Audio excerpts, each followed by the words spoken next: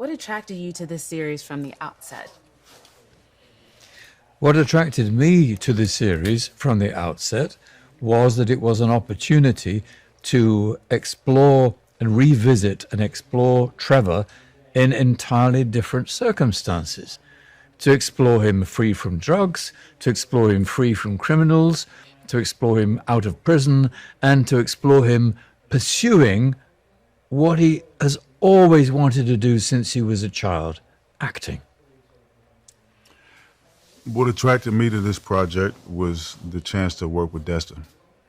I just really, I really respect him as a person. I respect him as an artist.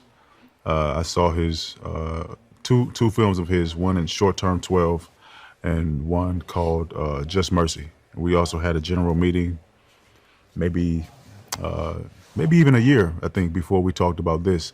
And he was someone who I felt like I really, really wanted to work with. It was also at a time where I was, more than the material, I was just looking for a good experience, you know. And I felt like a good experience would include the material, but it would also include the people who were invited to come out and play. And that's what I told him that I was looking for. I said, I just really want to have a good time. I want a good experience. And he delivered, you know. He definitely delivered. This is a very meta yet quintessential story, both about Hollywood, told through a Marvel lens. Did anything about this story or your characters resonate with you personally? You ask about the personal resonance because of its location, but I think its location is the box in which we play. And you don't play the box, you play the game within the box. The box itself, the context, like the stage setting, is as you say, Hollywood and Marvel. But within that, it's an entirely human story about friendship, about risk, about danger of discovery, threat of discovery, and search for the genuine self. These are wonderful, universal questions for the audience to be entertained by. But the box, the stage setting, is, just as you say, Marvel and Hollywood, but that really didn't dictate how we approach the material. Yeah. Personally speaking. Sure. Well, what resonated with me about this series was, you know, understanding and remembering what it's like to be an actor who just needed a break. Simon says to his agent Janelle, he says, "I just need you to believe in me." You know, that was actually a line that I asked if I could say that, if I could just put that in, because I knew that's all that Simon really needed in that moment, was just somebody to just believe in me. He just needs a chance, and I know what it feels like to just need someone to believe in me. Trust me, I can do it. You know, I think there's so many actors who walk into a room or who leave out of the room having not done their best work, you know, and say, I just need someone to see what I was trying to do. You know what I mean? To just believe in me. And that is, I think, a universal theme that many people will relate to, and I certainly, you know, related to that as well. Tell me about working with series co-creator Destin, Daniel, Cretton, and Andrew Guest. Working with Daniel, Destin, Cretton, I had worked with him before on Shang-Chi, and Andrew Guest I met for the first time.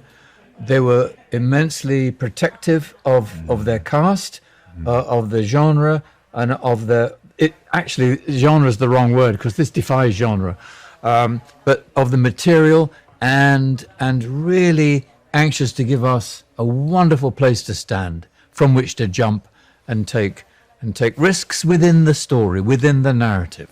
So they were always guiding us. Your famous phrase every morning, "What's the story?"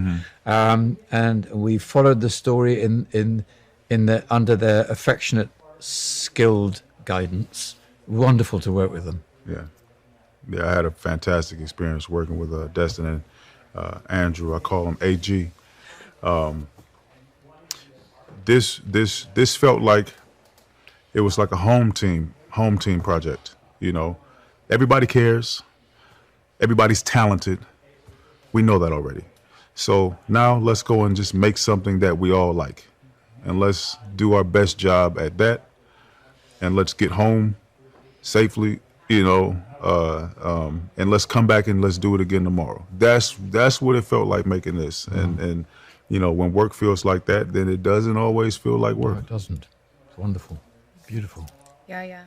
You're also no stranger to superhero stories, but Simon Williams is a very, very different character from Black Manta and Dr. Manhattan. Can you tell me about your approach in playing Simon? Yeah, well, I was fortunate enough to have, stepped into the heroic spaces, in a lot of my previous work. Actually, what was different about this and what was a pleasure about this is that I was able to treat Simon like just a guy with a dream, and a guy whose superpowers or who lived with this. I treated it like a disability, like a big secret, So I was able to treat it like anxiety.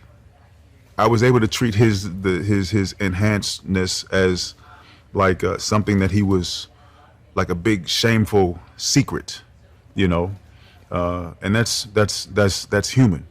I didn't have to play it in a supernatural way. I was able to identify something human and to lean into it that way. So it was really a treat. I mean, I really got like the best of both worlds with this thing because I got to do something, on the scale of a Marvel project, but I also got to do it,